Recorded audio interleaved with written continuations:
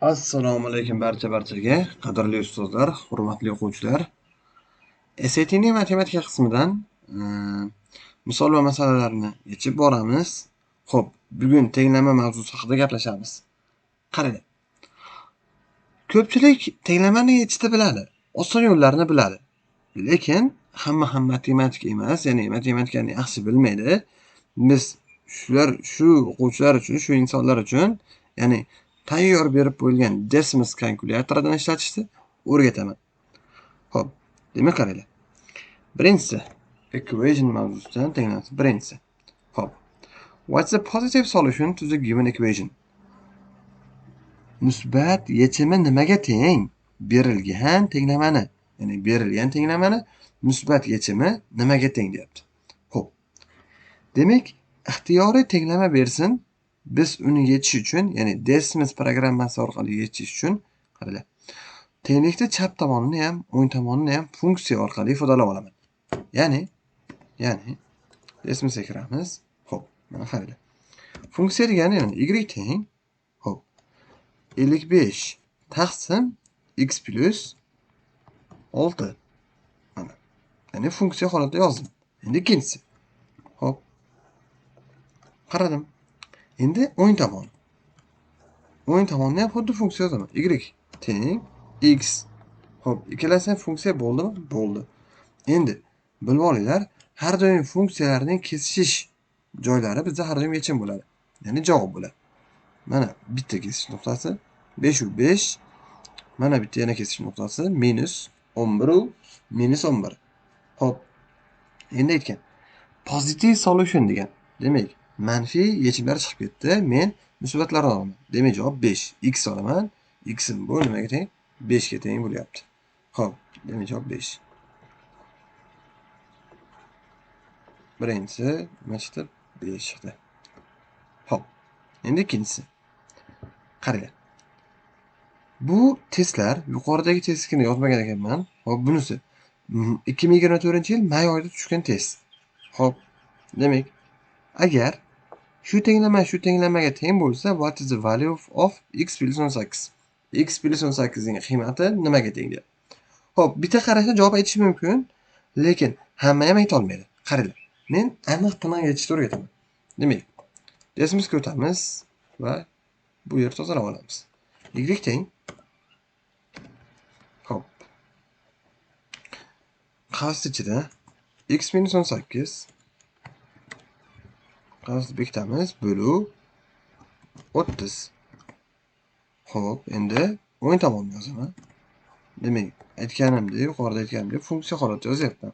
Y teng x minus 18 nima uchun qavs yozyapman? Bular bitta son emas, ko'proq son bo'lganligi uchun qavs yozyapman. Bo'luv 5. Adashmasam 5 mi 6 mi? 6 edi ekan.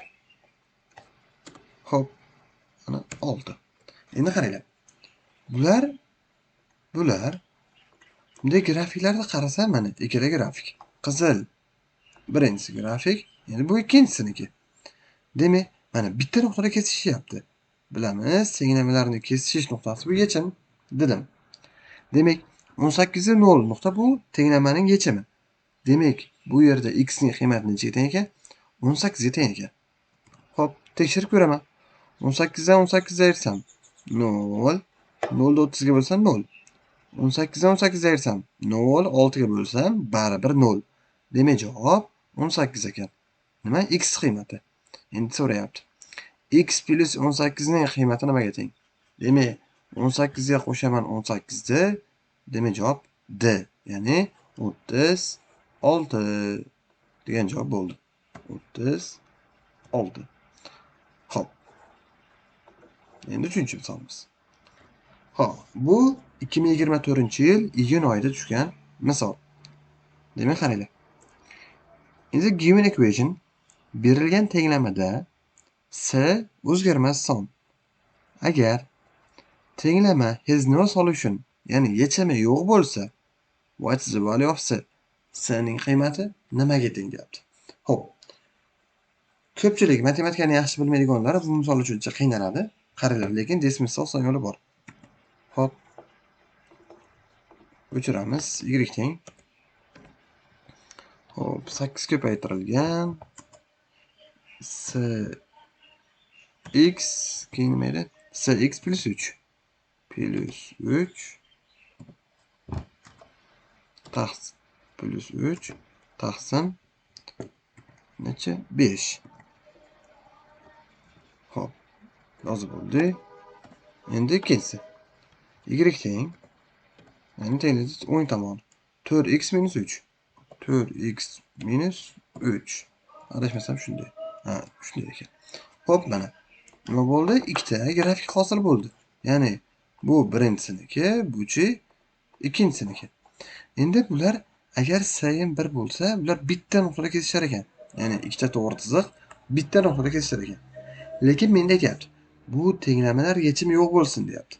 Demak, bular kesishmasligi kerak. Kesishmasin degani bu nima degani? Parallel bo'lsin degani, ya'ni yonma-yon ketsin degani. Hop. Men buni kichkinlashtirib yoki kattalashtirib ko'raman. Agar kichkinlashtirsam baribir nima bo'lyapti? Yechim bo'lib qolyapti. Kattalashtirib ko'raman. Hop.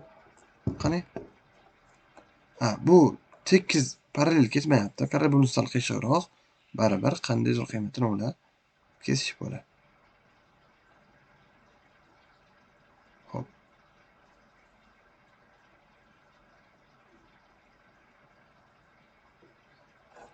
Ana, menimcha parallel bo'ldi endi. Hop, qani mana. Kattalashtirib ko'ramiz. Mana hech qaysi nuqta nima bo'lyapti? Kesishmayapti. Hop. Ya'ni yonma-yon ketyapti. Bunda bo'lsam, ko'rib chiqardim bo'laveradi. Yuqoriga chiqdik. Mana hech qayerda kesishgan yo'q va